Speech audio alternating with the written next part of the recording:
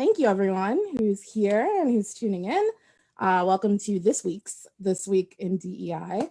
We are with Baroness Genevieve, and she will be teaching us about bystander intervention. It's the See Something, Do Something program. It's really cool.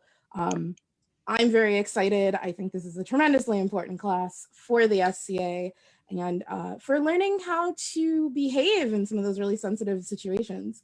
So if you have questions, what you can do is you can raise your hand in Zoom, not like on camera, but actually in Zoom. If you go to the participants and raise hand, you can also put in chat that you have a question.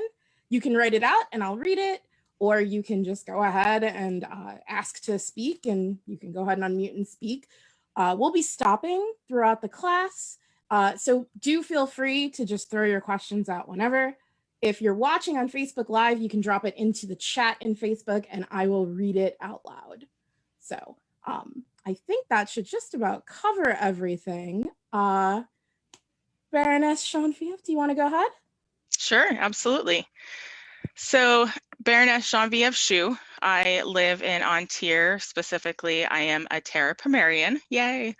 I mundanely do this work. So I am a what they call a diversity coordinator for a large agency. So I'm really comfortable doing this type of work, comfortable doing this type of presentation.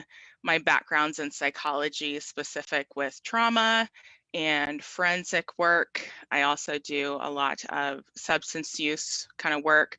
So this is something that I live, eat, breathe all the time, both because of my work, my personal identity, and the SCA. I absolutely encourage questions. This training is meant to be a 4-hour in person when I do it for my agency. And the reason why we do it in person is because it's important to practice the skills that you learn. When I think about practicing, I think about visualization. So it's becomes habit if you practice over and over again. So ask questions, keep some of this in mind, and we'll see what happens. So really, the bystander effect has been studied over and over again in psychology. It's one of the strongest effects in social psychology because we are social animals. Really what it's saying is individual people are less likely to help another person if there are others present. And I have, I'll go into the whys and how we combat that. But when we are with a group, we are more likely to help if there are other people present. The reason why this is so important is because this not only translates to the SCA, but it translates to any part of life. When I teach this, I like to say, if you see something, we are no longer having titles. We no longer have crowns. We no longer have anything. We are human beings. So when something happens, we're all on the same level. This is no longer a game, and it's time to address it. So I think that's really important to keep in mind, is that the game only goes so far. When something happens to you, we're no longer playing a game. This is real life. So I wanted to hear from folks about a time they wanted to intervene in a situation, any type of situation, in or out of the SCA, but did not. So I want to hear some reasons that people were either prevented from responding, chose not to respond. And if you feel comfortable, share your answer in the comments, the chat box. I think it's helpful to ground in a personal example. And for some that can't think of a personal example, we can kind of share some of them out. So if you have SCA specific, that's best. But if you have others, please feel free to share them if you feel comfortable. I'll go ahead and share one of mine. When I was returning from an event, not an SCA event, I had some friends in my car, and we were talking about something innocuous. And I brought up that there's this one specific type of nut that I wasn't sure what it was, but it was buttery and crisp, and I absolutely loved it. And she called it the N-word toes, that's what her grandmother called them. And so, of course, she said the N-word. I just can't. And I didn't say anything. I didn't say anything at the time. I didn't say anything later either. And there are times that we make these decisions that we may regret. I regret not saying something. I balanced, this is a friend. I know their intentions. I know why, she brought it up, and I decided not to intervene at the time. It was a very tough decision to make, and it happens. So I don't see any other examples, and that's fine. They'll come to you as we kind of go along. Actually, I am happy to talk a little bit about something that I kind of was unsure about at the time because it didn't feel appropriate to call out. So we were at an event, and it was me and a friend who is a knight. And we were just kind of sitting and chilling, and everyone was very, very drunk. And two very drunk someones came up in front of us and basically bent over in our faces and were like, tell us that we have Black girl booties. And it was so absurd and so crazy to me, and they were so insistent, and again, you could tell that they were very, very drunk at the time. So myself and my friend, who are both Black, kind of looked at each other with this like, what do we do here? Like, this is so uncomfortable. We're not sure what to say. It's clearly meant to be a joke, but running up to two of the only Black folks at an event and then insisting that over and over that we tell them that they have Black girl booties. I'm like, I don't even know what to do with this. So I think basically what happened is I just sat there because I didn't know what to say. And I just kind of laughed nervously. And my friend was just like, y'all should go and have some water or something, but you should stop and you should go. And I think that's a good example of one of those situations where it's just like, it doesn't feel as intense. It's not malicious, but it is really uncomfortable and very clearly like racially motivated. Mm-hmm. And, we have examples across the spectrum, right? We have those times where it is obvious we need to say something. And then there are times where we question, well, I know this person, I know their intentions, and, they're not really like that.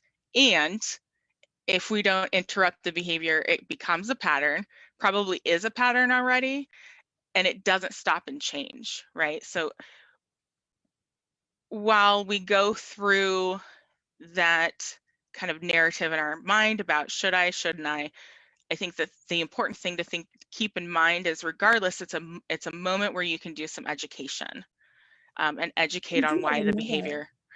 We have another person in the chat. Fantastic. Kathy, do you want to unmute and talk, or would you rather type it out and I'll go ahead and just read it? Because either works. It's really to your degree of comfort, but it might be easier for you if you unmute. So what she's got so far is, I met some new folks at a Pride outing before COVID, and then one of them started going off about how cops should be at Pride because Black people with trauma need to get over it. And then it says continued. So we will see, I guess, where that goes. And then there's another comment from Meg Frazier. It was a business meeting and one officer got very, very loud and angry about something that they believed happened on Facebook, but it did not happen. And I did not say anything during the meeting. The officer had a habit of yelling and crying to get their way. And Meg, do feel free to unmute and add into that if you'd like to. Absolutely. Please, at any point, bring in kind of any sort of situation, and we'll have more time to talk about them at the end. But as you can see, it's variable. Oh, here's some more from Kathy. the ladies who were white lesbians talked about how they didn't have trauma from being beaten half to death by men. So people who were afraid of cops had no excuse. I was super uncomfortable the whole night and was disgusted at myself for not speaking up for weeks. We are seeing a lot of this happen with Facebook, especially. There's a comfort that people have in there is not the face-to-face interactions, and it's more comfortable for people and easier for people to kind of speak their mind. There's also a culture that is happening where people are feeling comfortable approaching folks and saying, hey, this is not great. We are, this behavior is hurting, and people becoming offended. So there's a wide range of reasons why we don't interrupt the behaviors. But again, when we don't, they become patterns, they become habits, and it's difficult. I mean, I'm not gonna lie, I still have moments where I'm like, I should not say something in this, and there are a lot of factors. So thank you all for sharing. Okay, there's a couple more. Fantastic. As well, which is great. I'm really happy that you're going to get the interaction here. So someone noted that personal safety can be an issue. Very true. Hector wrote that for many years, I had a Black friend in the SCA that our white friends referred to as an Oreo. I just let it happen for a long time, occasionally laughing nervously. They referred to him as an Oreo because he did Viking persona and has dated many white women over the years.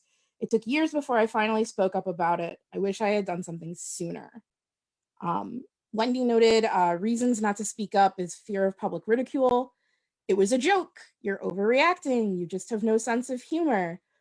And how do I know that they're not right? Maybe I'm the one with the problem. And then a few other people have chimed in as well to talk about the things that they've experienced, the kind of insults that they've experienced. And one more, not in an event, but my daughter, 14 years old, attended a party. When I picked her up, she rushed to introduce me to, quote, the Jew. I was aghast. I reprimanded her. We do not say that like that. That is wrong. Great interrupting. Yeah, so all of these reasons are the reasons why y'all are spot on. There is fear, many types and reasons. So I think about being a person of color. I fear for my personal safety if I were to say something in some situations. We're unsure if assistance is needed. So we see this play out in front of us and we go, is that person okay? Are they not? Should I step in? Shouldn't I?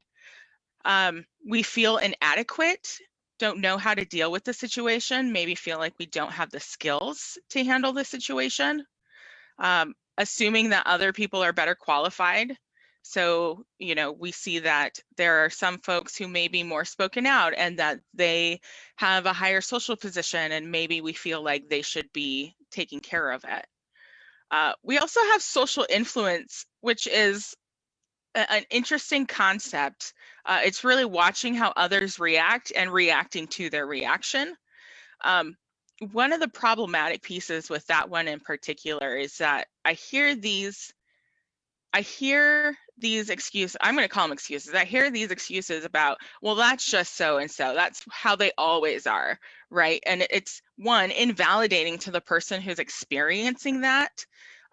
It's really othering to the person who's experiencing, and what that says to me, it sends up a red flag saying this person has a pattern of negative behaviors and nobody is saying anything. Everyone has accepted them.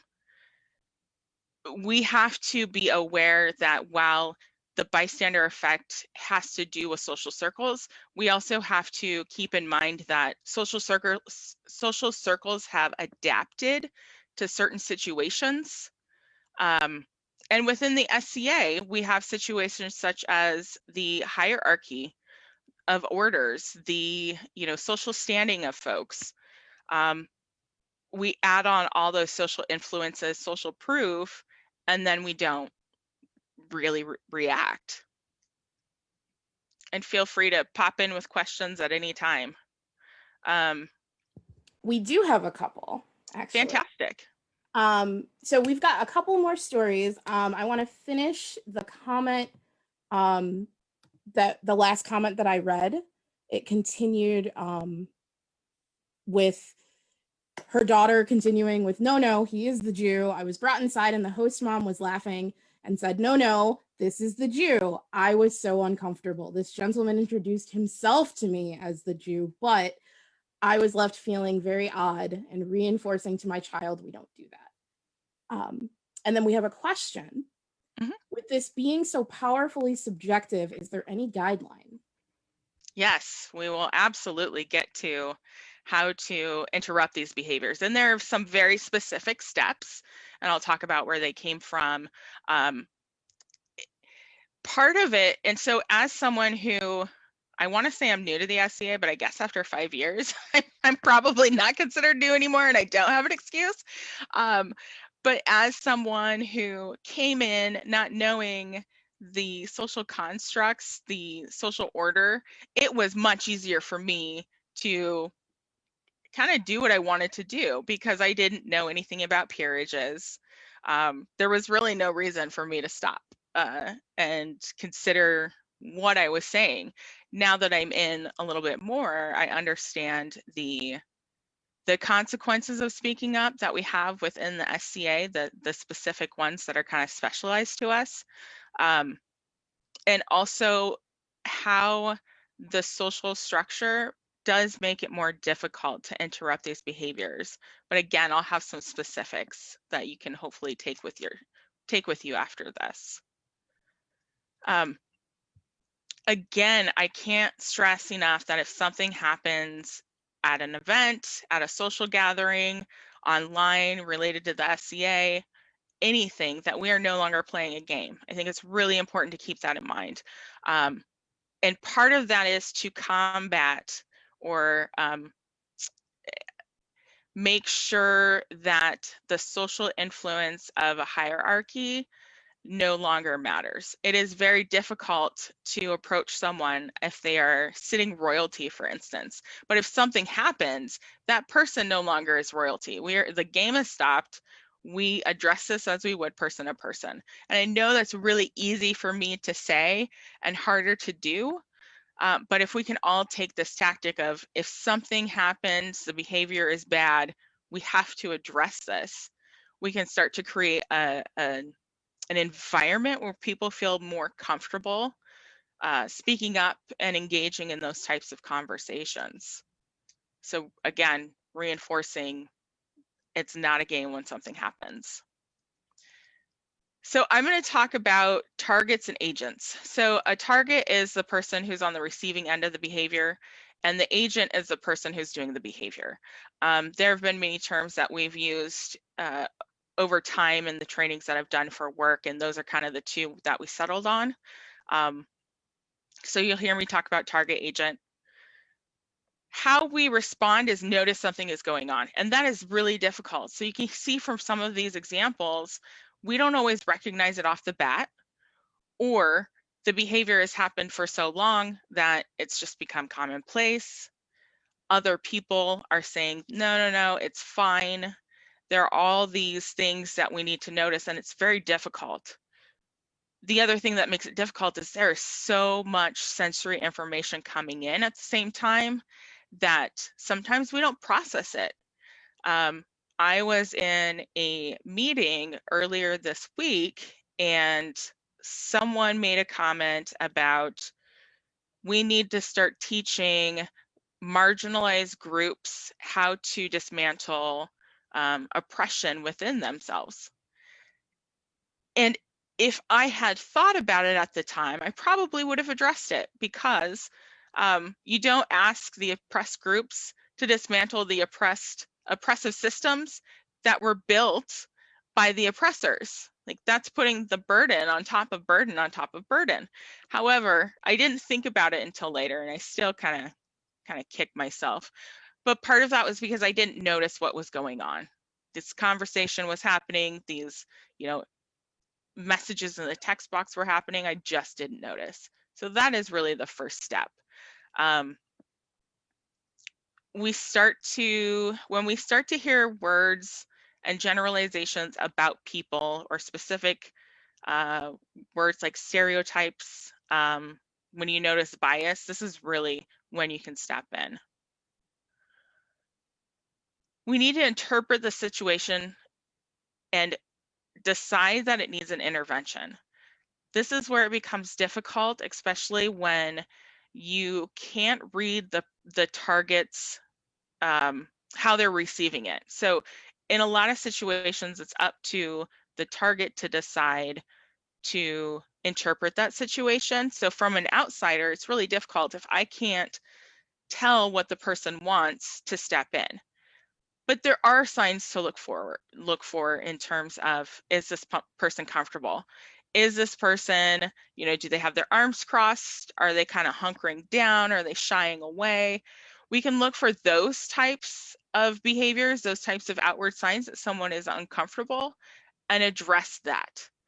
Some of these interventions are a great way to kind of put yourself in the situation without seeming like you're jumping in to protect someone or jumping in to take care of the situation yourself. So we'll kind of get to some of those. The biggest part in my mind is that we all need to take a degree of responsibility. Like, it is everyone's job, because we have social influence and we are playing in a really established society. It comes down to everybody doing it together. This has to be commonplace behavior within the SCA, otherwise it doesn't go anywhere. If we get to a culture where we can, and it's not a call out, where if we can point out these behaviors and say, hey, do an ouch and educate, that hurt my feelings, that was not appropriate, not okay, and here's why. If we can start to get and have these conversations, then it will be more comfortable. We have a long ways to go. The climate of the nation absolutely plays a part in that. However, if we can all get there together, it will be much easier and we'll have much more support.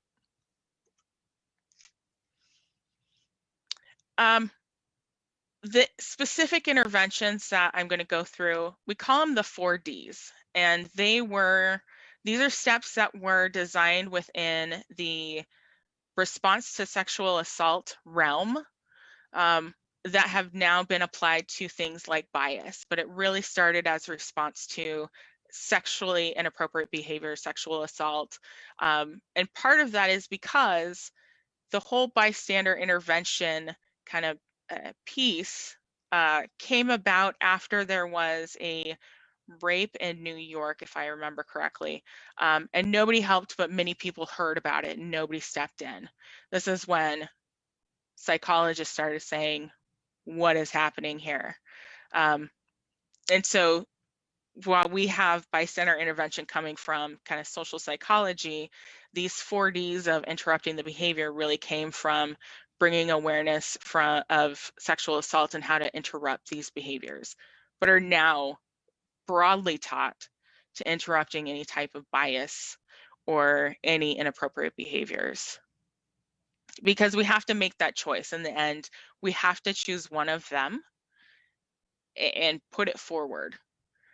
And safety of the target and safety of everyone around is the #1 goal.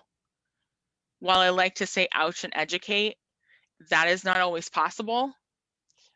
When I think about someone who is completely wasted, it is unlikely that anything you try to educate them about now is gonna stick.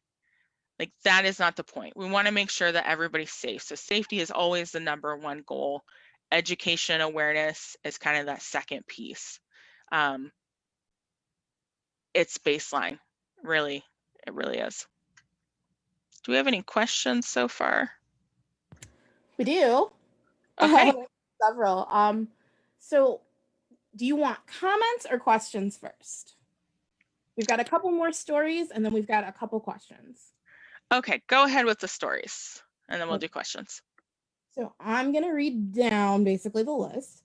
A coworker of mine that I worked closely with had a supervisor, not ours, who was making some questionable comments implying that she had specific experiences because of her skin color, or constantly asking to touch her hair. It was clearly making her uncomfortable.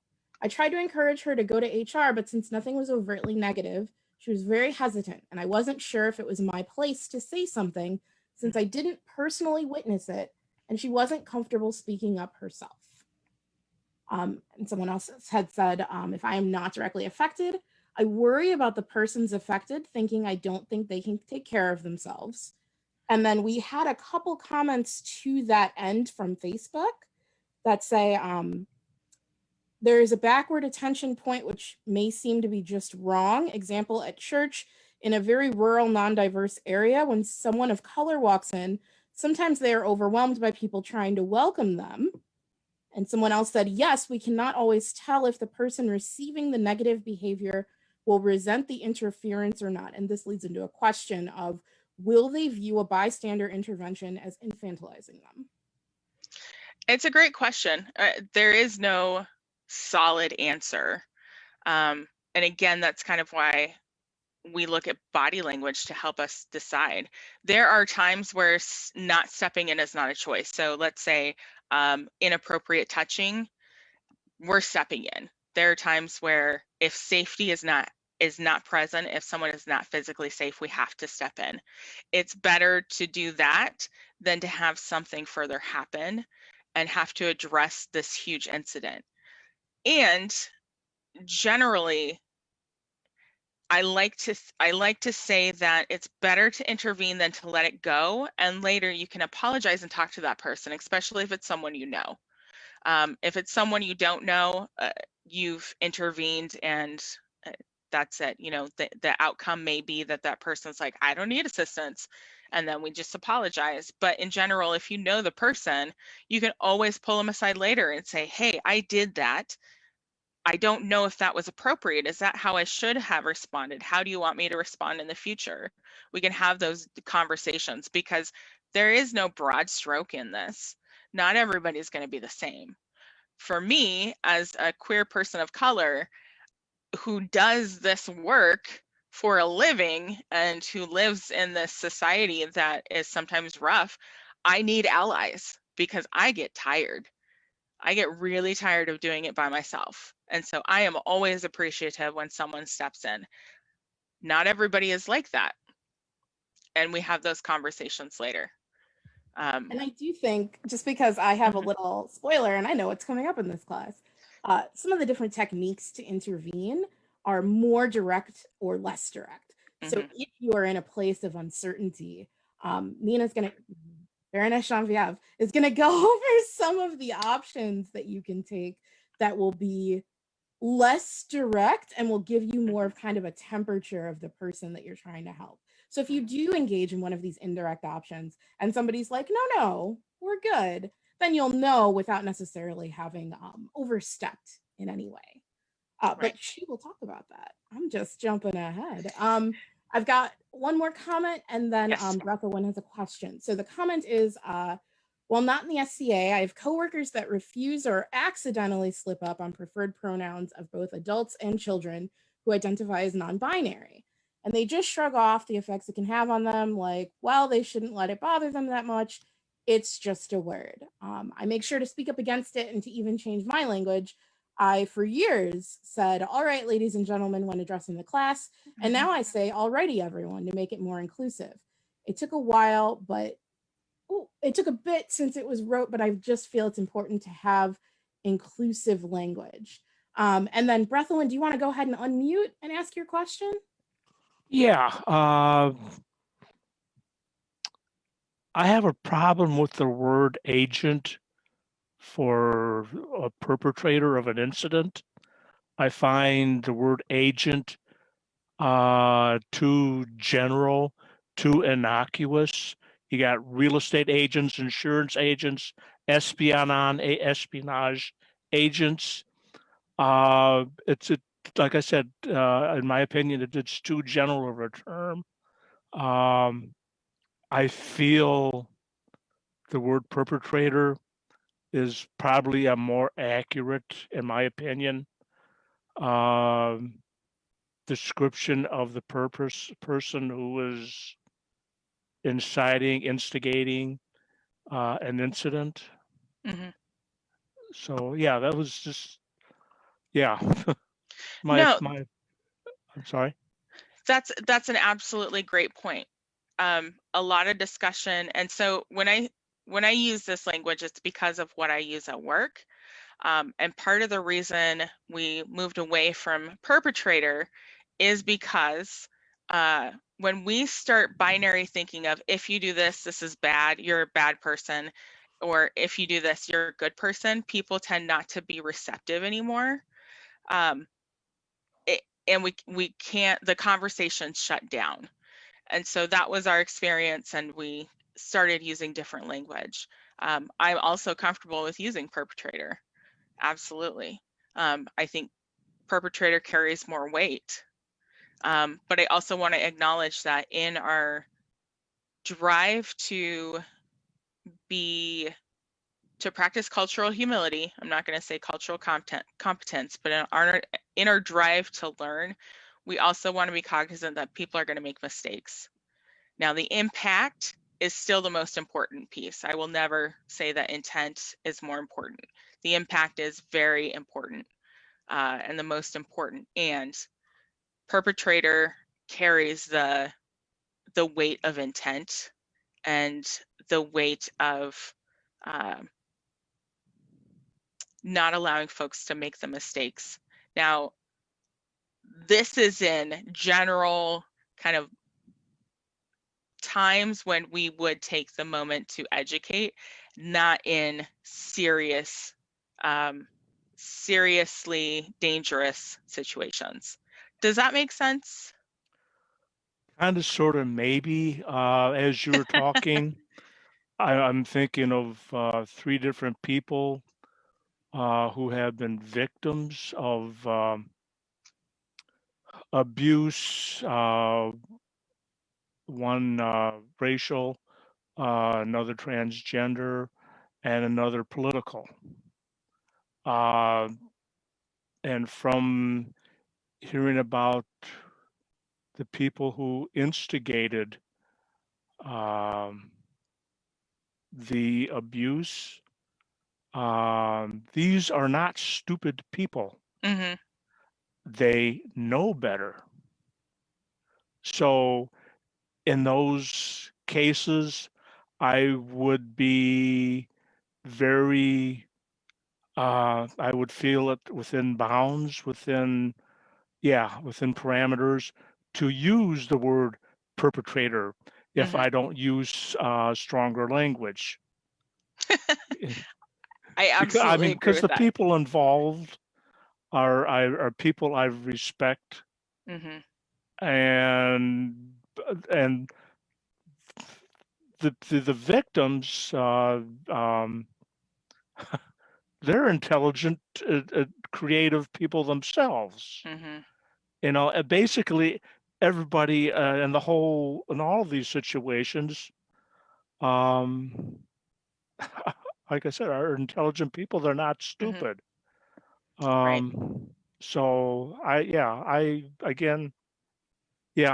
would probably more than likely use the word perpetrator than agent, because it for me, in my use, I feel would be more accurate in what I'm would convey.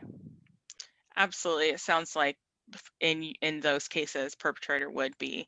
I would also use something like perpetrator if the behavior is commonplace, if it's a pattern. You know, if this person has been educated at that point, then if they've been educated and continue the behavior, that's intentional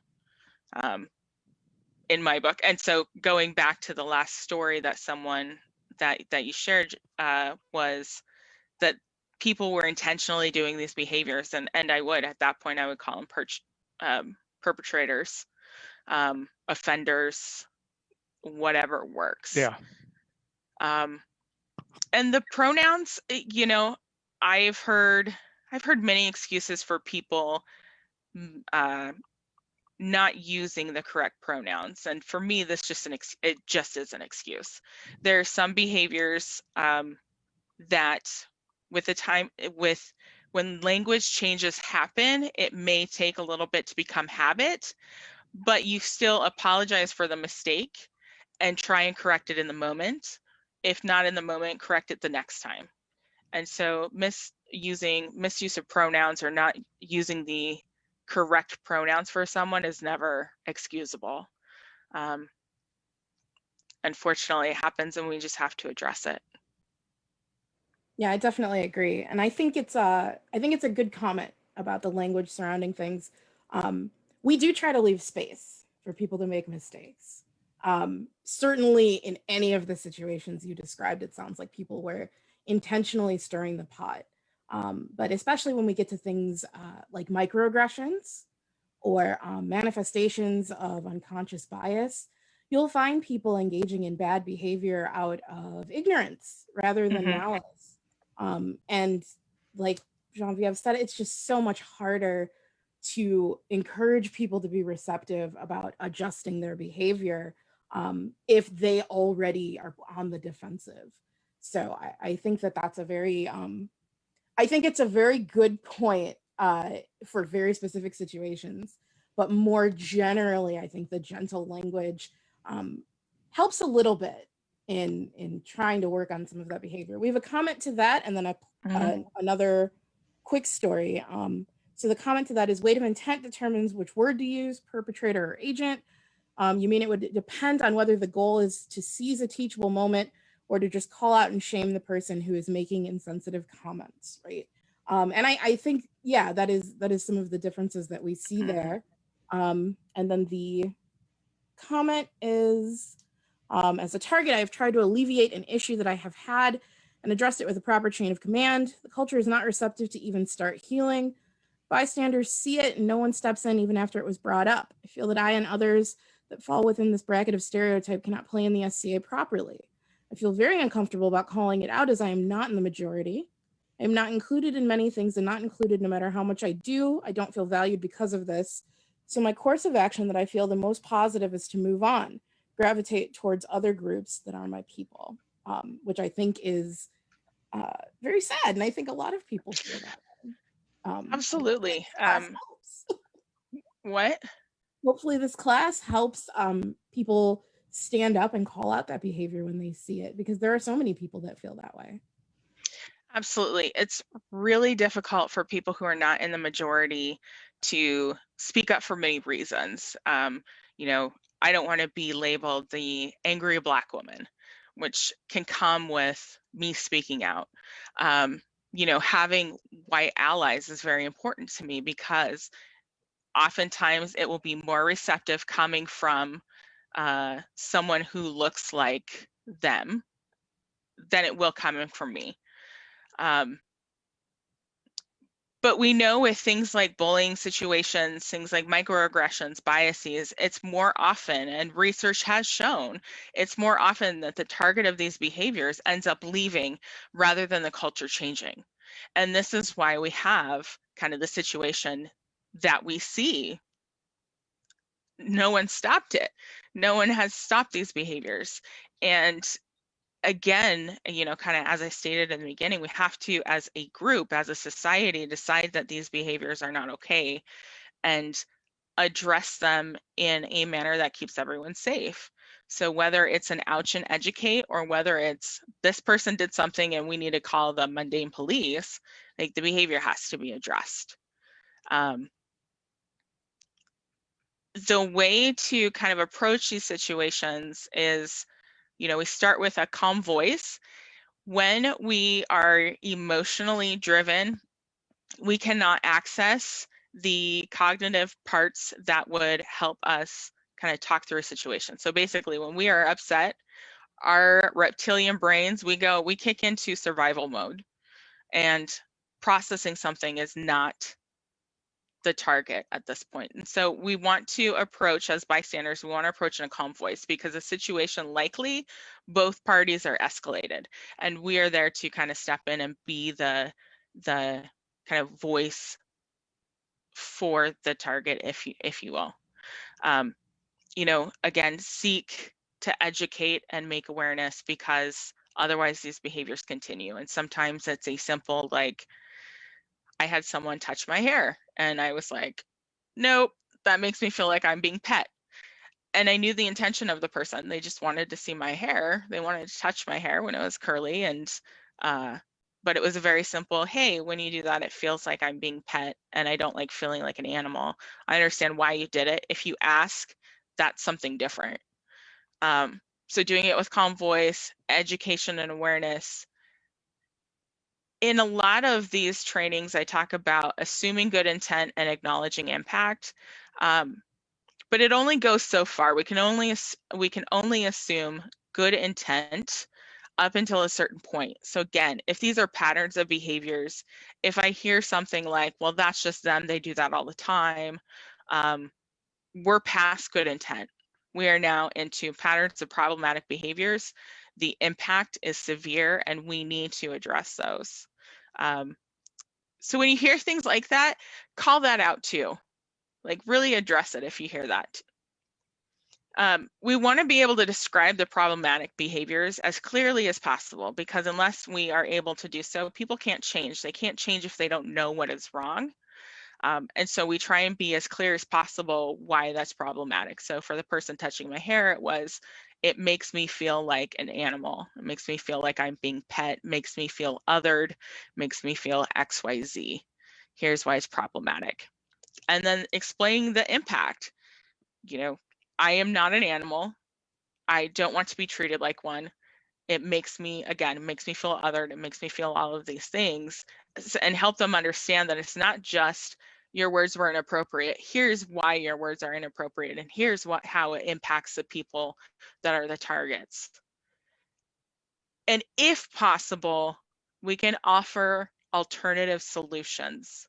And so it might be a, ask me before you touch my hair, or ask folks, before you touch the hair. Now, I'm still, as a person, going to say no, because I have a wide bubble.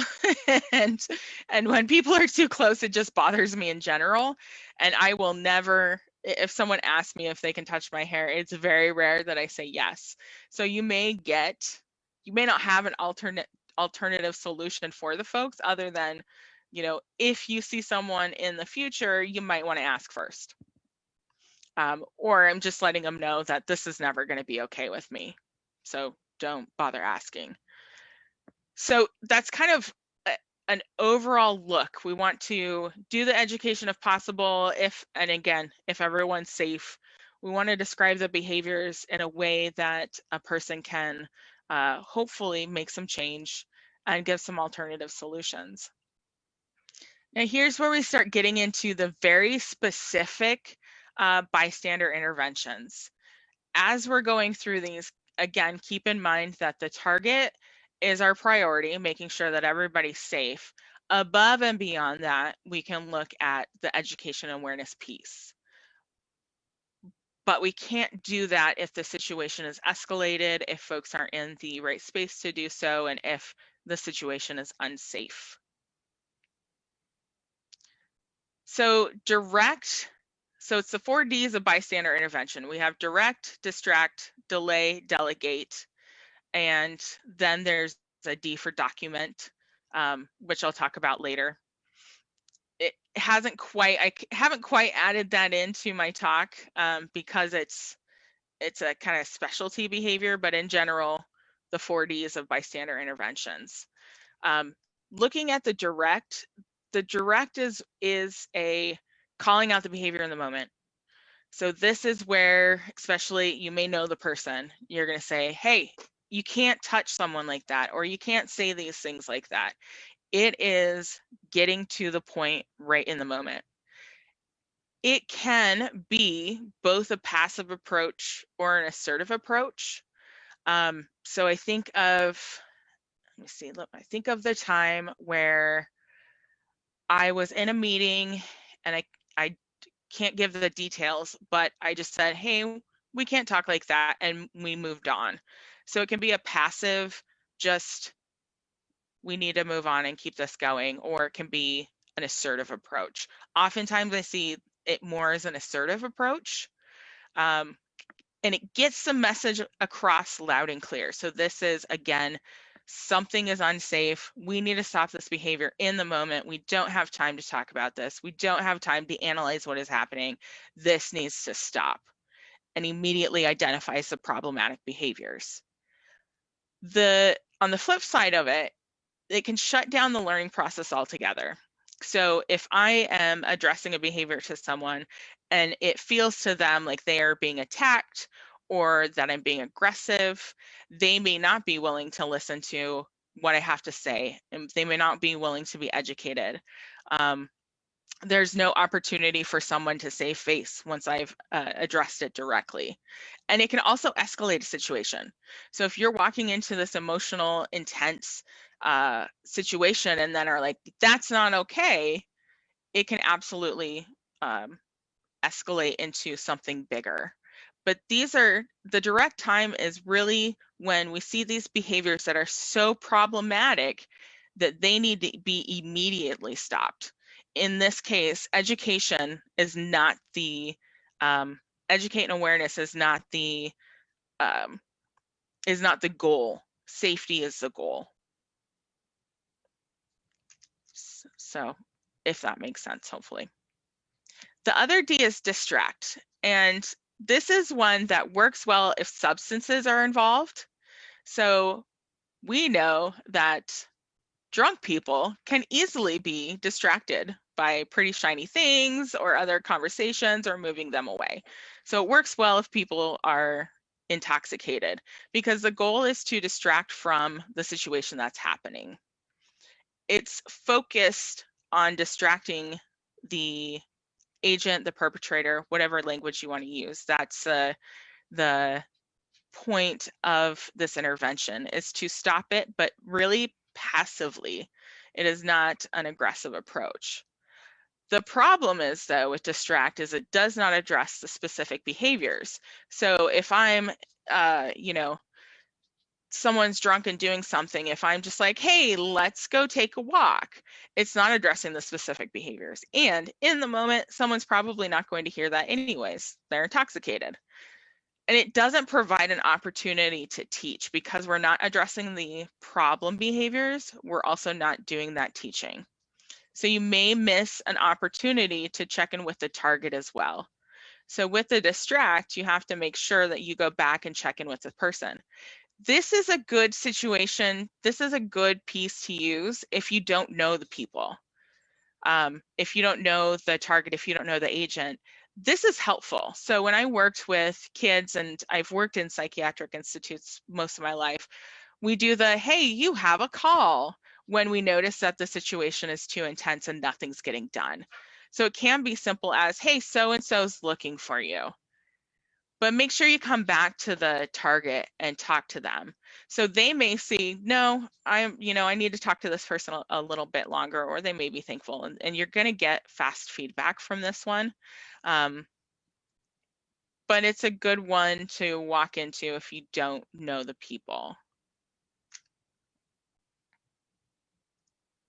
We do have a related question if you want to talk more a little bit. The question is, can distract also be used to remove the target from a situation? Absolutely. I think while the point of distract is to stop the agent, the perpetrator, you can use that to move the target away. So it may be, hey, Michelle, why don't we go over here? Or I need you to see something over here. And it helps in that manner, but we're not addressing the person with the problematic behavior. So that's just the only thing that I would say is make sure you follow up. Either way that you use distract, following up with the target, following up with the perpetrator, just make sure you do that. But I think either way works really well. Absolutely. The next one is delay, and I tend to like this if it's done properly. So delay is addressing the situation after it's been, de-escalated or people are calm enough for feedback. The problem with delay is we often don't follow up. So we may say, I'm going to go talk to this person tomorrow morning, and we don't. So there can be downsides to this one in a lot of ways, but it is good in the education and awareness piece. So you're trying to talk to this person about problematic behaviors, and we know that in the moment they are de-escalated, they are back to being able to think clearly, and that can help to say, hey, you know, last night this is what happened, and I want to talk to you about it. And hopefully we have someone who is receptive at that point because they're not so involved in the situation at the time. And this is also great after safety has been established. Again, making sure that everybody's safe is the most important piece. However, what you do risk is re-escalation of the situation. So I see this a lot with people who don't take feedback well. If we use, people who feel that they are being targeted, people who feel that they did this and now people think they're a bad person. So it's just a potential for re-escalation. It's also potential to be re-traumatizing for the target. So because we're not addressing it in the moment and we're giving this delay, this person, the target, may have to relive it. So if I go back and I address the behavior and then the person goes and talks to the perpetrator, goes and talks to the target, we have put them back in a situation that has been traumatizing already. And so this is where I would talk to, the target and say, hey, if it's okay with you, I saw this last night and I would like to go address it tomorrow morning or, whatever time. Is that okay with you? You do have that time to kind of check in with the target and ask if that's okay, because we don't want someone to be re-traumatized as we're trying to educate and aware. So you just weigh whether or not this is going to be effective. It's most effective for the perpetrator and not necessarily for the target. But again, these interventions are really focused on the agent perpetrator while making sure that the target is taken care of. And then we have delegates. So there are times where we cannot handle it ourselves, whether it's skills, whether it's policy and procedure, if it's something that needs to go to HR, that we need to delegate it to other people that are better equipped for the situation. So I think about seneschals, that there may be someone within your barony or kingdom that is equipped to handle that type of situation. You can delegate it to that person. It's helpful when you don't know how to approach it. It's helpful when there's imbalance of power to get someone who is kind of on the same level. But you may not know how the situation ends up in the end. So taking that, you're taking that chance that I'm going to tell this person, I'm going to ask them to intervene, but I may not know what happened. So we see that a lot with HR processes. We see that a lot with grievance processes, that we've delegated someone to take care of this and we may not know the outcome. And that's often the case, because when we're reporting something, it tends to be something that's done on record. We also may not have an opportunity to educate the agent. So if I go to my boss, for instance, or I go to my seneschal and I say, hey, this thing happened and it was very difficult, here's why it was wrong, I don't have an opportunity to educate the perpetrator, and the seneschal may not know, since they weren't there, may not know what to say next. So, delegate can be great in some instances, and some instances it may not be as effective. So in general, those are the 4 Ds. The one that comes with it and should come with all of them is document. Again, when we need to see patterns of behavior. So oftentimes if someone has done something, they've done it before. That's how behaviors work. We are creatures of habit. And so documenting, especially if it's an egregious behavior, is really important for many, many reasons. One of which, is investigation process. But just having that, you don't have to turn it into anyone, right? You just kind of take notes. I encourage date, time, location, who was present, what the behavior was, what was done about it. Then you just have a record. For larger institutions, such as the whole society, that helps if something needs to be investigated, that we have those concrete notes. It's also helpful if you're doing, say, a delay tactic, to then go to the person and say, this is what I saw in the moment, and I know because I wrote it down. But documentation is always really important. Any questions?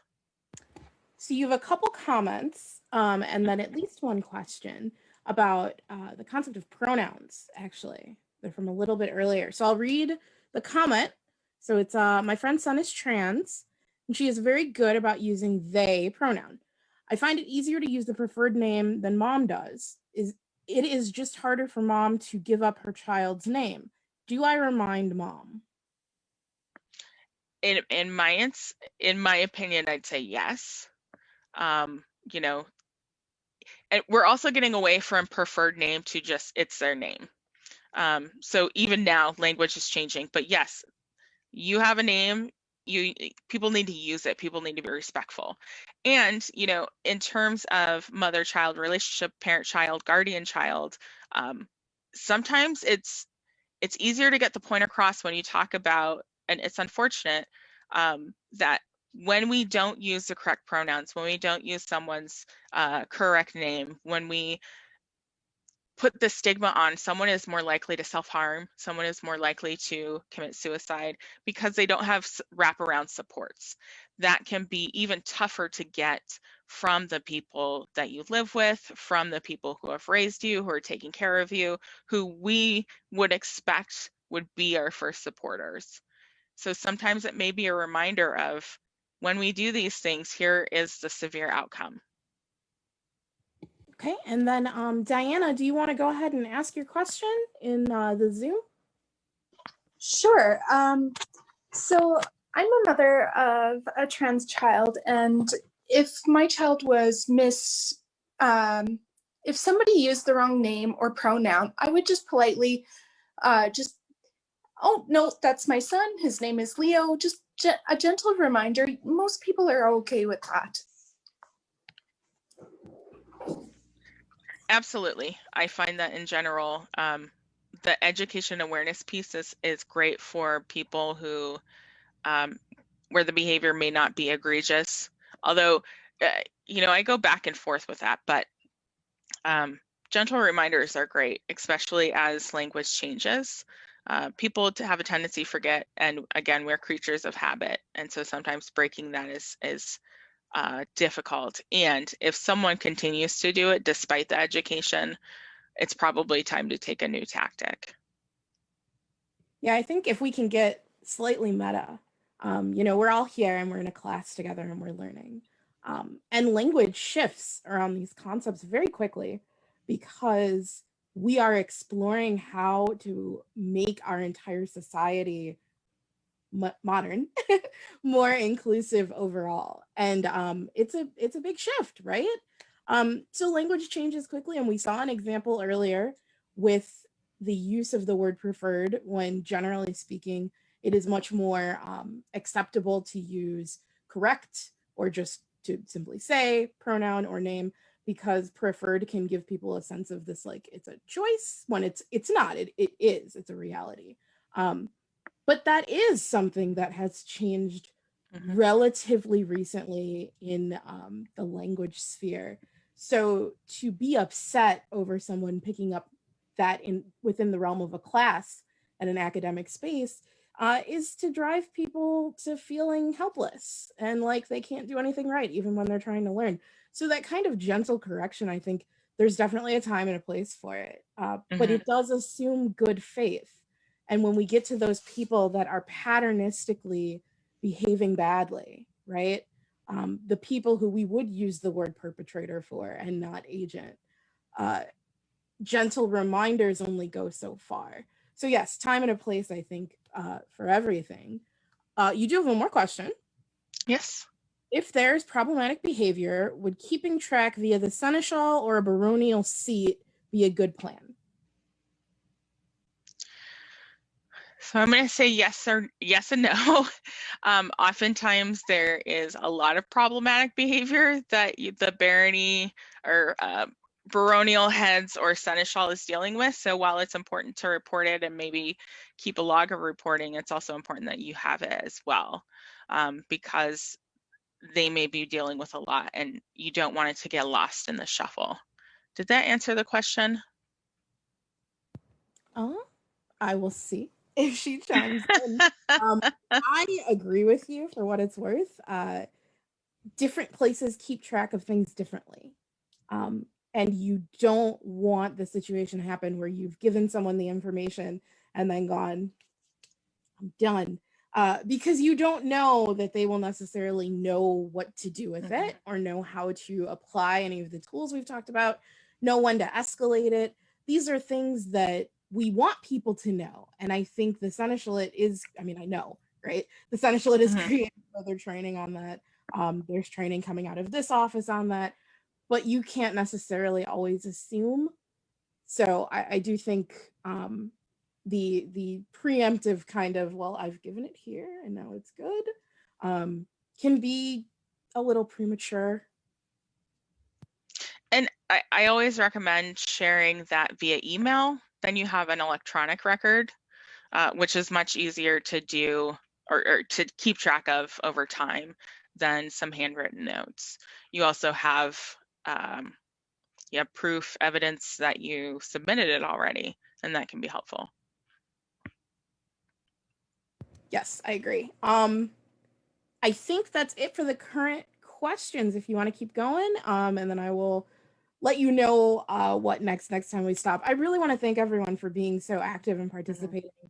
This is really great discussion, and I'm so glad that we're having this very important conversation together. Absolutely. So I wanted to give some examples and how I manage them. I have 2 that are non-SCA and 2 that are SCA specific. And I just want to give these examples, one, because I teach this stuff and I want people to know that it's not easy and that we will make mistakes and we learn along the way. And 2, it's a reminder that we need to practice these, whether it's grabbing a friend and doing this or grabbing someone and saying, hey, this happened, did I handle this well? In my mundane job, I get that a lot, where someone will send me an email and say, this incident happened, here's how I handled it, do you have any advice? And typically my response is, you handled it the way you handled it. What would you do differently, if anything? Or how did that go? Because I can't tell excuse me, I can't tell someone whether what they did is right or wrong, because there's no right or wrong. It's just addressing the behavior. That's what we want people to do. So I was at a concert with my partner, and there was a very obviously intoxicated person who was bumping into people and starting to look like he was going to be unsafe and aggressive. And I did kind of the delegate, and I waited for the concert staff to take care of it. Now, part of why I did that was because he was a big guy, and I was not going to put myself in the way of potentially getting hurt. And dealing with intoxicated people is not my forte when I'm at a concert and enjoying myself. So I let that one delegate. The same concert, there was a gentleman who was bumping into folks, and while I was watching him, I noticed that he just didn't seem to recognize that he was in other spaces. And as I watched him for a little bit, I realized that this person likely had intellectual or developmental disabilities, which is a group that I've worked with for a long time. And you start to see where there's maybe lack of spatial recognition. And instead of directly approaching him, I used a distract method. And what I did was I stepped in between him and the people who were dancing, who were obviously uncomfortable, kind of danced him away from the area. Didn't say anything about the behavior. I just, one, because I was at a concert still trying to have fun, and two, because it was loud. He may not have understood me. It wasn't conducive to the situation. So distracted him, and he kind of moved on. So that's a real life. When we're talking about the SCA, I have two really distinct ones. One was at the last war. There was a swastika carved into one of the biffies. I saw it when I was using the restroom. It was right before court, and I told my partner, but I decided not to tell anyone else. And there are a lot of reasons why I chose not to tell anyone else in the moment. Part of it was I felt like if I told folks, it would be made a bigger deal, and I didn't want to be in the spotlight. It felt uncomfortable knowing that I would be the one to report it. In the moment, I was just done and was over it and just wanted to kind of go back and relax and just kind of get away from people. It was dealt with afterwards. My partner actually went to some friends of ours and said, "Did y'all notice this?" And some folks said yes. And she said, "Why didn't you say anything?" So I didn't address it. It was kind of a delegate thing, if you will, but it is a situation that I wish I had addressed, because a sitting royalty at the time would have done a larger addressing to the people at the event. So I don't necessarily regret doing it, but it would have been a really good time for getting the education and awareness out. But again, hindsight. The other one that really sticks with me was an online conversation about taking out the Confederate monuments that had been going on at the time. And someone made a comment about, why don't we change this particular monument, which had a Confederate leader and a person in chains? They said, why don't we change the slave to look more dignified, like put him in a suit? And I kind of lost it a little bit and explained why that's still not appropriate, why nothing about that will be appropriate, and why we need to take it down. It was a very interesting conversation, and others started to chime in, and the original poster was like, "I didn't catch that. Thank you. I appreciate it. Your education was helpful."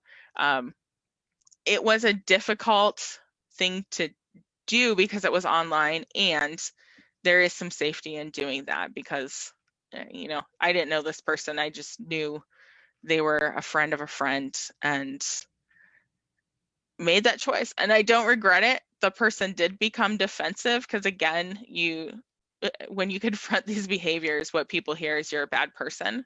But the concept of changing a slave in chains to look more dignified is, I don't have words. So those are my examples. I wondered if there were other SCA examples that people would like to share and talk through.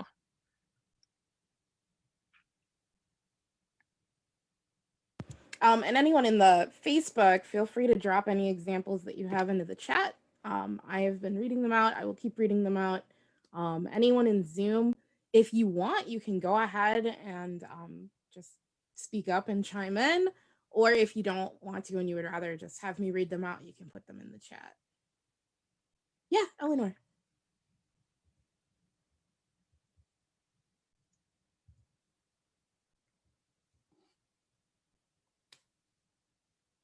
And if people would rather write, it's totally okay. Please don't feel obligated. Are you, I'm sorry, was that for me?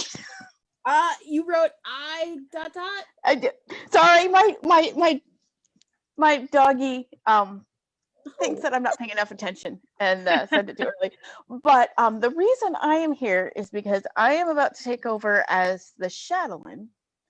And I feel like part of my job is to make this a safe space for newcomers and for Barony members alike. And I was wondering if you have advice and techniques on how not only I can redirect if things start in a group like that. If I'm the person responsible and I'm the person leading the group, I am setting the tone. Mm-hmm. And I need to, I'm not quite sure how to, I mean, until I heard you were doing this class, it hadn't occurred to me that this might be something I would have to deal with. Mm-hmm. So, I mean, I don't know if any of those 4 techniques would apply. Or am I overthinking this? No, I can see where you're coming in, and help me if I'm off the mark. When you're welcoming groups, one of the best things you can do is point to resources. Before that, I would even say this is the culture that we are working towards. So we are not discriminating. We have, bullying policy, and help them show that we are making these changes. Now, the reality is change is slow, and we know that we have a ways to go, but if you can at least tell people that this is what we're working towards, that might be helpful. If someone has more concerns, then you really talk to them about the bullying and harassment, where to kind of use all those resources, grievance procedure, kind of all of those pieces of how they can address the situation, and then offer your assistance. I don't know. Does anybody else have suggestions? Yeah, I mean, because this is going to be, I'm fairly new to up here. I'm from Eugene, but I'm up in Beaverton. And so I'm fairly new to this area. I don't know that we would have local people we would need to rein in if they're at a newcomers meeting as well. But I guess not only addressing that directly, because I have had a couple of people say, hey, I went to an SCA event and all of a sudden I was afraid I was going to be the token Black person turned around and left, or I didn't know if it was a safe space because I saw nobody else like me. And that's the kind of thing that us as Shadowlands and as newcomer people should be trying to counteract. So what I can say is, since you are in Oregon, we are unfortunately, I'm in Oregon as well. It is unfortunately one of the whitest states in the nation. And we don't do a great job of outreach. And so we're not going to see people of color. And that's just a fact. If you don't do targeted outreach, we're not going to have that. And so you can let them know that there are ways to connect with other people of color. It may not be physically because we're spread everywhere. But let them know that there are groups that they could go to connect with people in similar situations. Give them kind of a rundown of how we can be supportive. So talking to them about the, since they're in Ontier, the Ontier's Diversity Council, talking to them about, our new society. I guess I shouldn't call you new anymore because you've been doing it for a little bit.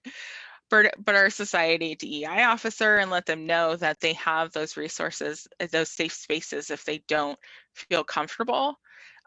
But we do have to acknowledge the fact that Oregon is very white. And so unless we decide to do some targeted recruiting, it's going to stay that way. And we're going to see that reflected in the spaces that we're in.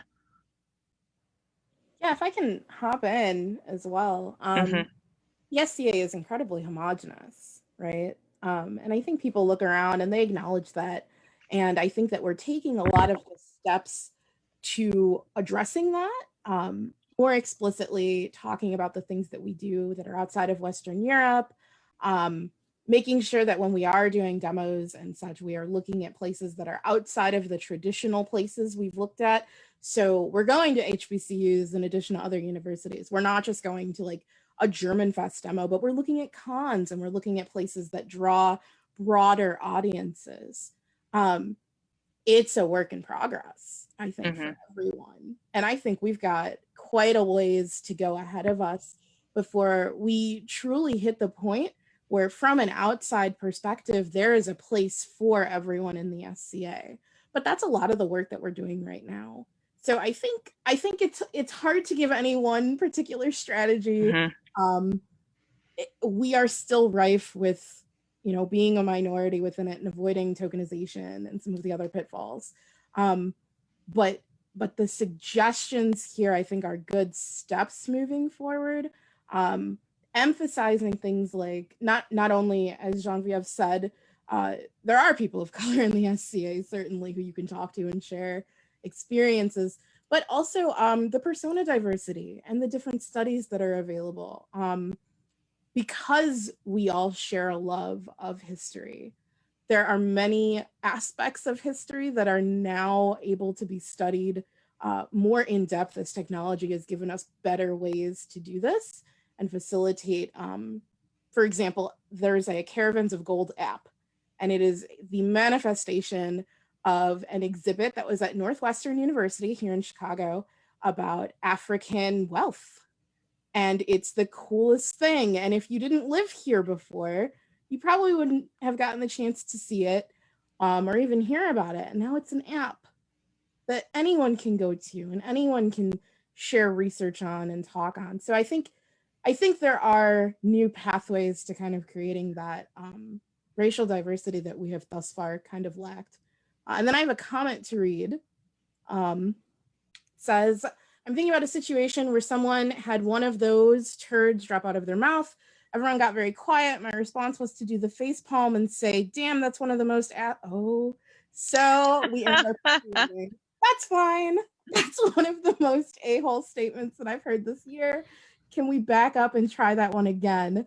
The guy said something else that was far more appropriate, and I went over and dragged him off to make sure he knew why that was such a stinko. That's a funny term. I love it. I was trying to not make him defensive.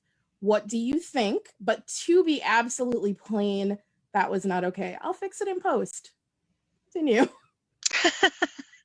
I actually think that's fantastic. I think if we can help people learn and grow, that's ideal. And it sounds like you were able to do that really successfully, especially if they change their behavior in the moment. So you not only called it out, they changed immediately.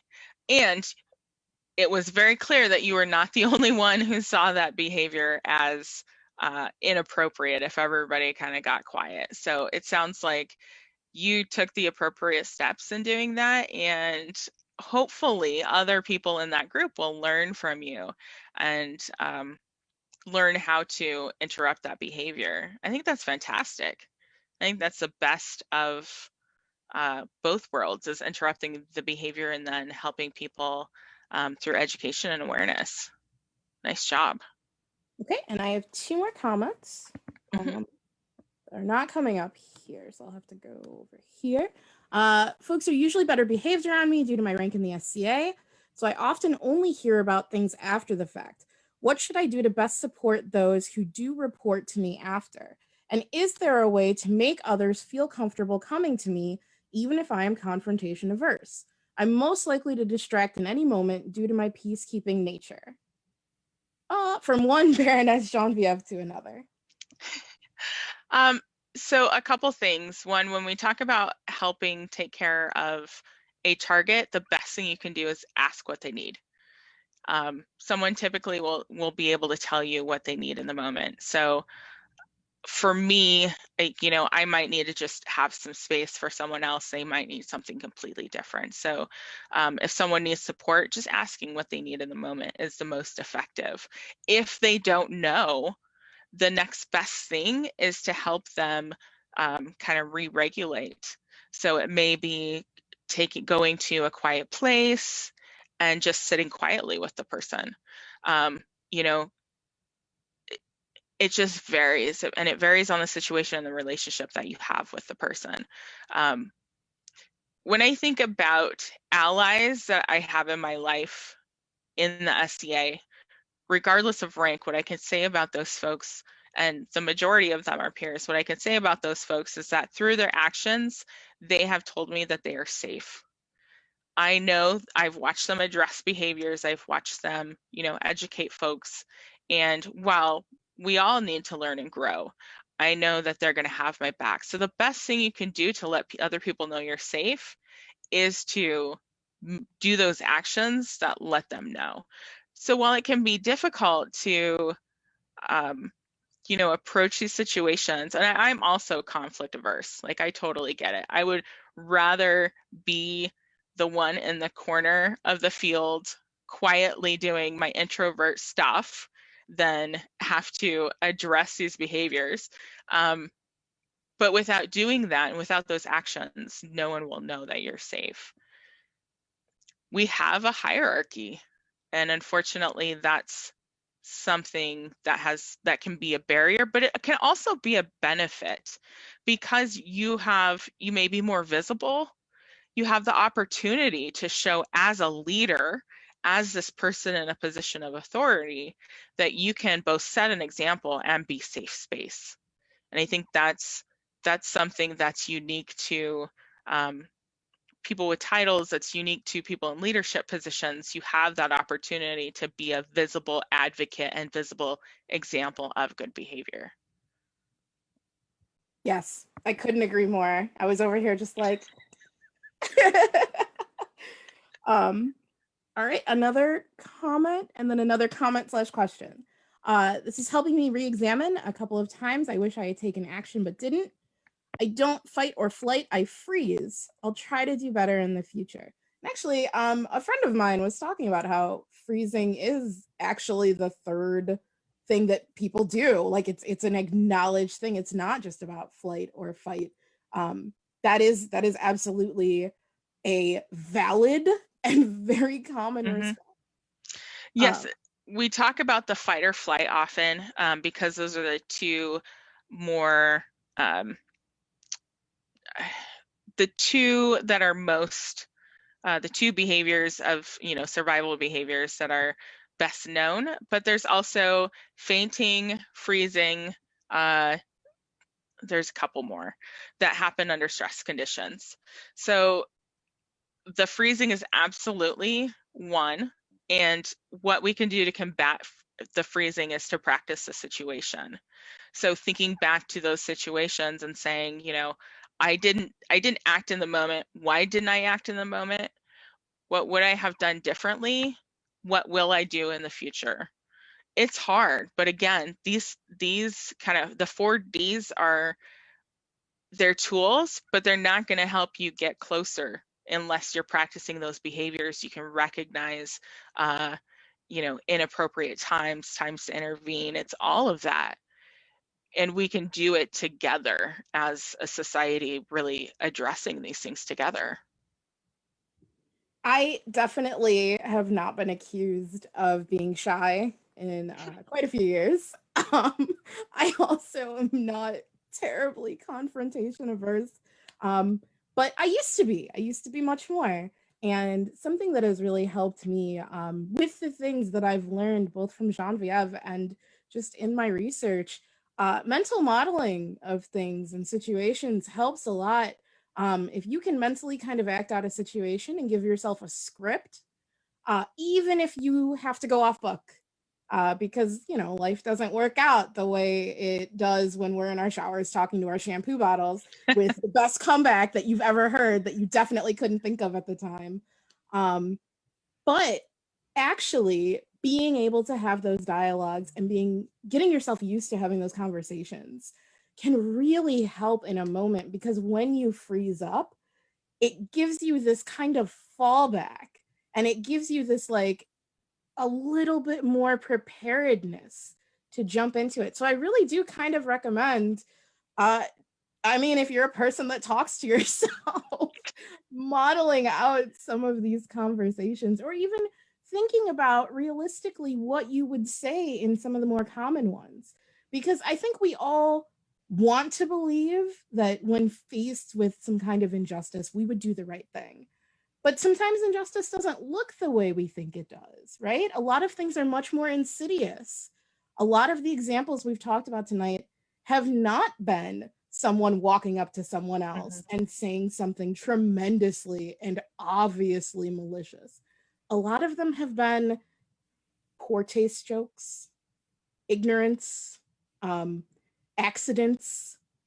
Sometimes it's even someone who's behaving badly, but isn't necessarily going to go as extreme as, using slurs or using strong language, but it still needs to be dealt with. So I really do recommend that. I've got another comment / question. Having some SCA acquaintances who still, no matter how many years we've known each other, get my name wrong, call me by other people's names, or start to give me directions to their house when I've been there a dozen times before, I've come to expect that busy Scadians, especially office holders, just don't have perfect memory. Does this have to be fixed? How would we take it on? In a busy kingdom or busy barony, is it simply impossible to keep up with names and faces, let alone gender / pronouns? How can we diplomatically deal with this? How can we tell the difference between a microaggression or just honest confusion between just my own experience, folks who can't tell the difference between me and the dozens of others who look like me or have a similar name? That's a lot to unpack. One thing I can say is Facebook is awful because of the fact that we all have two names. My partner, so I met my partner right as she was stepping up as Baroness. So I got introduced to all these people with two names, and it's still way too much, and I don't remember people's names. Get faces, names are not coming easily to me. I don't know how to combat that because we don't, wear our names on our chests. It's always great to write it down, but we can't force anybody. But specifically to the pronouns, something that I've been doing in meetings that we have encouraged people to do in their signature block is to put your personal pronouns. While we don't have something similar for the SCA, I guess that the closest we could have is everybody wearing pins, but we can't force that. We can't mandate that people have pronoun pins. Unfortunately, I think it sounds like you're in a situation where you're going to have to keep educating. And if you notice that the behavior is intentional, you might want to address it a different way. Yeah, I don't know that I have other helpful suggestions. That's a lot to unpack. That's a really hard one. Mm-hmm. I know that I personally am very, very bad with names in particular, because we do all have two. How many times tonight have I called you Nina? It becomes very difficult, but at the same time, there is validity to the idea of microaggressions, especially when it comes to confusing people for other people. There is a running joke among the, I think, 6 Black women in my kingdom that we have all been called by the other person's name, which is notable because there's 6 of us and we look nothing alike. And so sometimes things do fall more into the category of microaggressions, and that can be really difficult to tease out. Certainly there are times where I feel like the description they were given was, she's a Black woman, and that's yeah. That's why they're like, oh, you must be so-and-so. And I'm like, haha, no. But sometimes it becomes a little bit more frustrating. Once I was mistaken for someone I was standing next to who looked nothing like me. And it wasn't a like, oh, are you so-and-so? It was literally a, hey, I got the hotel room ready to go. I'm like, what on earth? And the person next to me was like, hi, we met like 10 minutes ago. It was very strange. And so when we talk about these issues with the people who are, and this is a good good example of whether they are perpetrators or agents. When we talk about these issues, going to someone and saying, hey, it is tremendously important to me that you remember my pronouns. It is hurtful to me that you do not. And seeing what the response is, or going to someone and saying, you know, you have called me by this name several times, and my name is this. So I'd like to talk about what I can do to help you remember that, because it's hurtful to me that you continue to misname me. How people react to that is very important. If someone came to me and they said that I was being hurtful, not forgetful, but hurtful, I would go out of my way to try to create some kind of structure or some type of device to help myself remember. I would be very apologetic. It's not what I want to do. And the impact of my actions is more important than my intent here. And so it wouldn't be about being defensive. It would be about doing better. So I think talking to people initially can really help you figure out what category they're in, how they react, what actions they take to do better. Unfortunately, there will be people who just absolutely cannot hold names, or they're face blind. That is absolutely a problem and a thing. But without that communication and that discussion, it can be very difficult to see where someone is coming from or why they keep engaging in poor behavior. Absolutely. And I've had similar experiences as well, of being called by every name but mine. So every Black person they've ever come in contact with, except for my actual name. And it can be difficult. I also think that, you know, we're bigger than we realize in terms of, you know, being our microcosm society. And for me, while I can remember faces, they're just, I mean, some people have 2 or 3 names, some people have changed. And as an introvert, I tend not to make eye contact, and I tend not to really examine faces. So I tend to just say, hey, you, how are you doing? You know, kind of using the innocuous, just kind of general. And it's not because I intentionally want to, I just truly can't remember names. I see there's you said you were starting to say something. Oh, there's just a couple comments to that. Yeah, I relate a lot to you, Nina, because I have totally done the, hey, honey. Yeah. Or my favorite strategy, which I will share with all of you who are also bad with names. Introduce someone else to them. Hey, yes, that's a good one. Them. And then they go, oh, hi, I'm so-and-so. And you go, okay. Yes. Never fails. If you hear me do that, pretend you didn't hear it here. So we've got a couple comments. My Baroness had name tag night at meeting where we have everyone wear a name badge, pronunciation with their name, and something useful. And I think that's a great way to remember as well, because remember some aspect of that something useful, right? And the pronunciation. That's a difficult one. I feel so sorry for whoever reads the names in court. Like, I could never do that. I'd be awful, just awful. Yeah, no, that's a good idea. I think that's also a really good way to connect with the folks around you. That's fantastic. The Welsh ones get me. They look so pretty, and then I try desperately. I only know Breathelwyn because he's in my kingdom and I know him.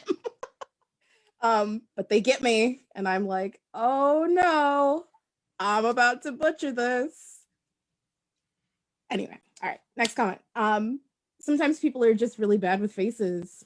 Fact. I used to confuse the really tall Palomar versus the shorter dog because their faces are close in my brain. I've just gotten used to saying, I know that I should know your name, but I have lost it. And this is actually a fantastic strategy, because being upfront, being honest, engaging in that very clear communication of, this is not me trying to be disrespectful. This is just how my brain is failing me at this very moment. Yeah, I think that's important. I think it's also helpful to remember that what we are talking about now is actually a phenomenon. It's in group, out of group, that people within your group tend to look more individual and distinct and have distinct personalities than people outside of your group, whether it's, a different persona or a different type of identity, look the same, look more similar. So there is an actual phenomenon behind it, and sometimes it's helpful to remember that it's not it may not be a purposeful behavior, even if the impact is difficult. So we still address it and understand that there's a psychological principle behind it. Yeah, I like to remind people, basically on both sides, to give each other the grace, because on the one hand, you will hear the phrase assume good intent. I don't disagree with this phrase. Generally speaking, I have found that people in the SCA are not malicious, and if they are behaving poorly, it is often out of ignorance. Now, that said, my kind of counterpart to assume good intent is, for the times where people respond to microaggressions or other behavior out of frustration, out of anger, I would like to remind people to assume that they have heard this a million times before. Assume that you are the 100th person to misgender them or misname them or call them something they didn't want to be called that day, that week, that year. Because I think on both sides, we really do need to give grace and then engage in the communication to make sure these things happen more infrequently. So that's all for questions and comments right now. So back to you. Okay, I think I have just a little bit more, kind of the do's and don'ts or tips for interrupting. One thing that can be very helpful is make your presence known. So if you're seeing an incident and you're not quite sure what's happening, to kind of put yourself in the target's eye line, or let the perpetrator know that you're listening, can be helpful. That gives an opportunity for the target to know that you are somewhere safe, to know that someone's listening, and maybe they'll call you in. That can be helpful in reading the situation, especially since you want to take the cues from the target. Again, looking at their body language. Are they like shying away? Are they kind of, arms crossed? Are they in a protective stance? You'll get that if your presence is known. And again, keep everyone safe, physically safe, mentally safe. That's a priority. I do want to put a couple don'ts out there that can be really important.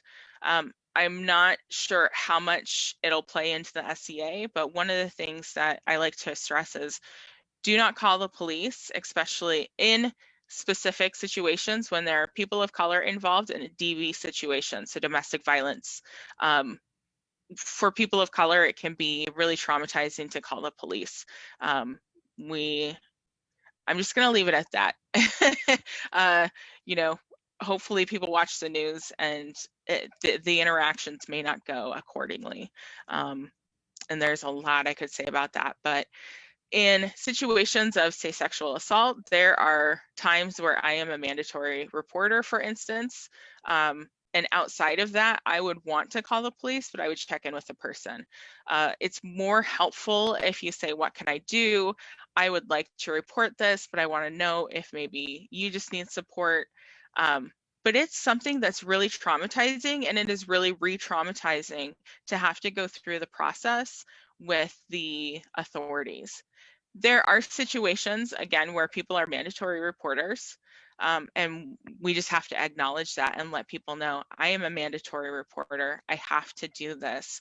How can I best do this while keeping you safe, while helping you work through this, knowing that I have to?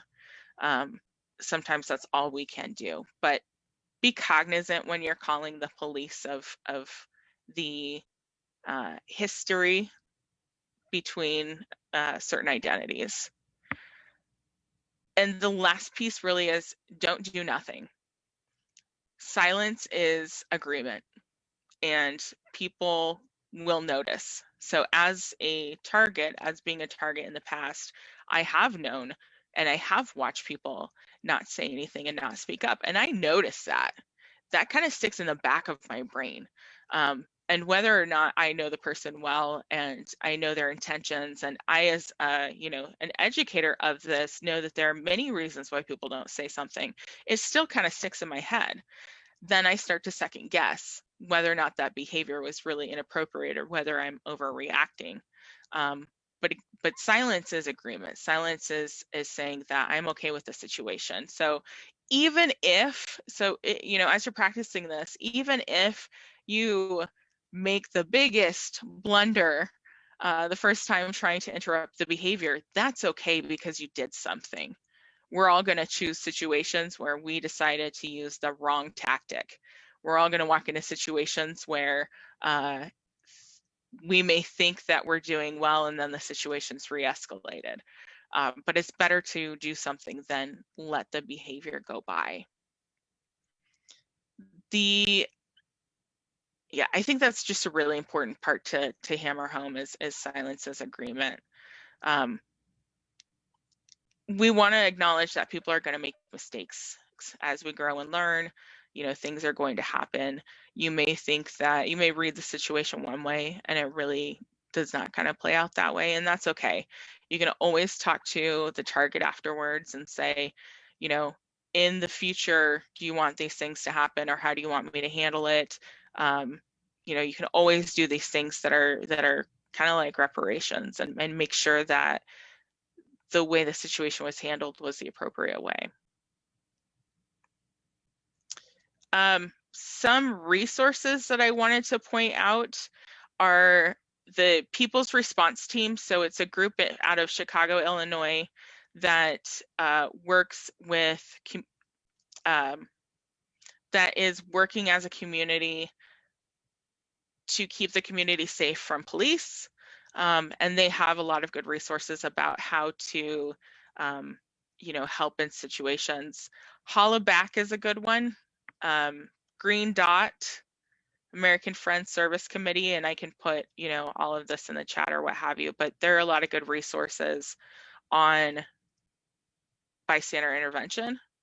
And you'll find curriculum online. Let me see if I can put this in here. There we go. Oops, I sent it to the wrong person. Here we go. So those resources are available. A lot of them have curriculum, tip sheets. There's some great sheets, kind of cheat sheets on, I can't remember, but you can find a lot of information online about this work and other work that's been done. So I will take any last questions, comments, concerns, feedback, all that good stuff. We have a couple questions just as a follow-up to our last discussion. Somebody pointed out my favorite is using "Hey friend" when I blank on names. Another good one. And then another comment, I appreciate this discussion tremendously. Ultimately, it comes back to intent. Are they simply bad with names, or just deliberately othering, pranking, or snubbing someone by misnaming them? We have to live in a way that people would know the answer to that question by all the other things we do, which is such a great point. When we talk about these behaviors and we talk about trying to evaluate where they're coming from and, you know, who said it and why they said it, we have to remember that we don't live in a vacuum. Mm-hmm. If you are a person who continuously engages in poor behavior, people are going to contextualize your poor behavior in light of all of the rest of it. And they may be less willing to overlook an incident that might have been a mistake. Conversely, if you are someone who has shown themselves to be respectful and inclusive and to continuously do your best to make sure that you're not hurting people or you're not causing harm to other people, it's likely that people will give you the benefit of the doubt more frequently. Mm-hmm. Absolutely. And I think as a society, when, you know, the more we can define these instances or share these instances of inappropriate behavior, the more common knowledge we all have. So I can name so many behaviors, especially outside of the SCA, that that I can recognize because I'm also more sensitive to certain things. And so it's being able to share those experiences, talk about those experiences, and have that shared and common knowledge that these behaviors are not accepted, these behaviors won't be accepted, and we will be addressing them. Again, this is a society-wide, we all have to do this as a team to really see the change.